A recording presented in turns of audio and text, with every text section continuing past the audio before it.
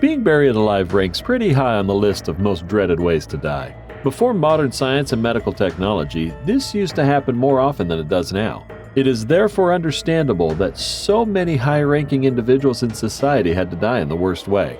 Here are the people who were buried alive, and another bunch who just dreaded it a little bit more.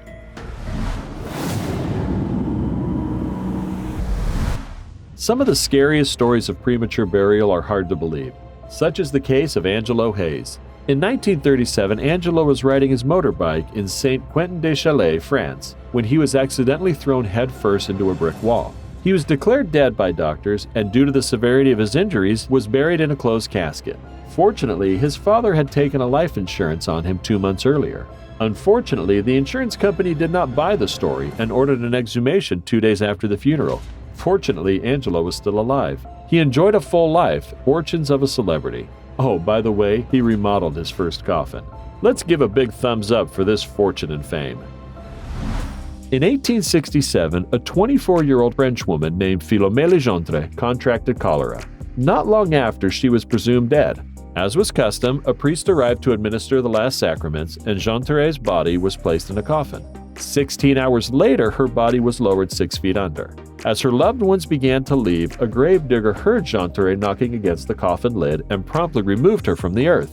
Though no breath was apparent when a lit candle was placed under her nose, she exhibited some muscle contraction and eyelid twitching. This, however, was not proof of life. She was brain dead, this time from lack of air. Nathan Wosner. On a perfect summer day in 2013, 6-year-old Nathan Wosner raced after his father. They were playing across the shifting sands of Mount Baldy Dune, nestled on Lake Michigan's southern shore. In an instant, fun turned to terror when Nathan disappeared into a gaping void in the sand, 12 inches wide and 11 feet deep. Efforts to dig him out by hand were futile. The more they dug, the more sand poured into the hole, burying the boy even deeper. Miraculously, after 3 hours buried in the sand, Nathan was located and rescued. He had an air pocket that kept him from suffocating, but he had sand in his lungs. After a lengthy hospital stay, Nathan made a full recovery. One night in 1987, a 39-year-old Illinois businessman named Stephen Small received a phone call that one of his renovation projects was being broken into. He headed out but was kidnapped, put in a pit, and covered with dirt. His abductors provided him with a flimsy breathing tube and some water, suggesting they intended to leave him alive if they got ransom. But something happened that they maybe didn't plan on. Stephen's breathing tube failed. When police finally used their air patrol to find Smalls' vehicle, it was too late. A real cruel way to die. In March of 2005, sex offender John Evander Cooey kidnapped and raped 9-year-old Jessica Lunsford. Murder was also among the charges, as Cooey buried the girl in a trash bag near her home in Homosassa, Florida. The saddest thing is, Jessica wasn't dead when Cooey put her in the bag.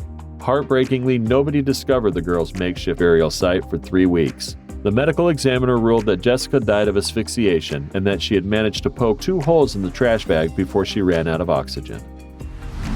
He died at 32 after suddenly and mysteriously succumbing to full-body paralysis. When Alex's body failed to decompose 6 days after his death, the ancient Greeks freaked out.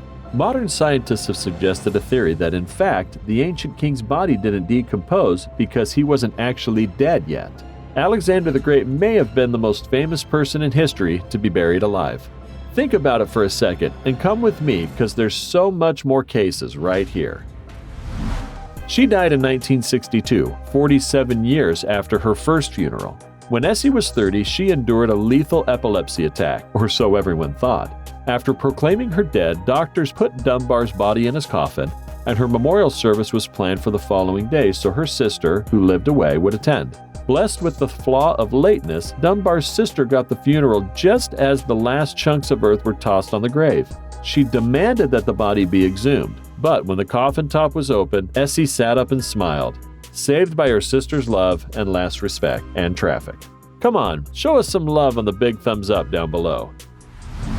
Back in 1884, Ohio resident Anna Hawkwald had just gotten dressed for her brother's wedding when she went down to the kitchen to make something to eat. It was there that her family found her dead, sitting on a chair with her head leaning against the wall. Doctors said the cause of death was sympathetic heart palpitations. At her funeral the following day, her friends noted how her eyes looked natural. She was buried anyway, but her friends' words kept nagging at her parents. They ordered her body exhumed and confirmed their fears. Anna's body was turned onto its side, fingers gnawed almost to the bone, and handfuls of hair torn out. Keep sharing your thoughts on our comment section. In the late 1800s, the city of Pikeville, Kentucky was struck with an unknown disease. The most tragic case of all was that of Octavia Smith Hatcher. She went into bedridden depression and gradually slipped into a coma. On May 2nd of that year, she was pronounced dead of unknown causes and buried promptly in the local cemetery due to the sweltering heat. Barely a week after her burial, many of the townspeople had been stricken with the same debilitating illness and fallen into a comatose state. The difference? After a time, the townspeople began to wake up. In July 1893, a farmer named Charles Boger and his wife were living in Whitehaven, Pennsylvania, when Mrs. Boger suddenly died of unknown causes. Doctors confirmed her death and she was buried.